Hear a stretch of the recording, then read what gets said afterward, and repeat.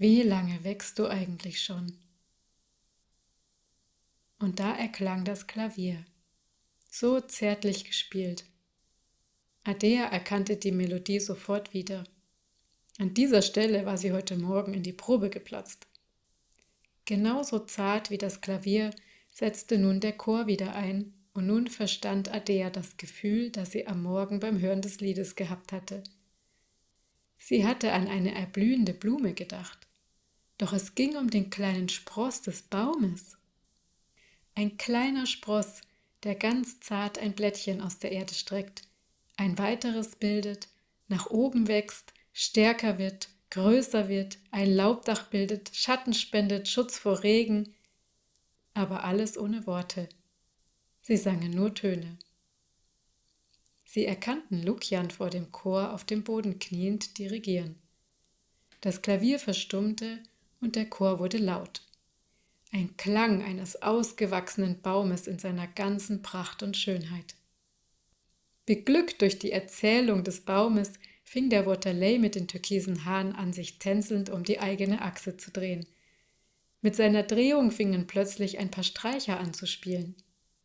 Salika machte sie auf der rechten Seite der Bühne zwischen den Bäumen aus. Vor ihnen am Boden saß der Blauauge und dirigierte sie.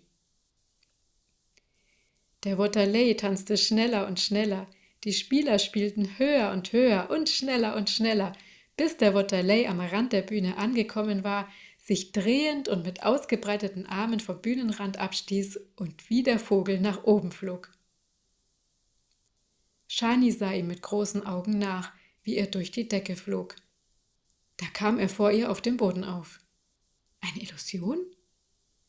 Er blieb in der Hocke, sah sie an und legte lächelnd den Finger auf die Lippen. Die Glut schoss Shani unweigerlich in die Wangen. In der Hocke verbleibend, drehte er sich der Bühne zu und wartete das Lied von Chor und Orchester ab, das nun das Aufblühen des Baumes und das Tanzlied vereinte. Der Vogel, der fliegen kann, der Baum, der wächst, der Elementarier, der von ihnen lernen kann. Alle haben etwas gemeinsam. Sie brauchen Feuer, Wasser und Luft. Eine ehrfürchtige Stille entstand, bis der letzte Ton im Saal verklungen war. Die Zuschauer waren nicht mehr zu halten und auch Salika, Adea und Shani standen von ihren Plätzen auf. Diese Vorführung war das Beste, was sie jeher auf der Erde gesehen hatten. Der Waterlei mit den türkisen Haaren sprang zurück auf die Bühne, wo Lukian und der Blauauge ihn in ihre Mitte nahmen und seine Hände nach oben warfen. Lukian machte eine offene Handbewegung zum Erona-Chor und die 3 Waterlei, die Gesire, klatschten ihnen Beifall. Dann öffnete der Blauauge seinen Arm Richtung Terraner-Orchester und sie applaudierten auch ihnen.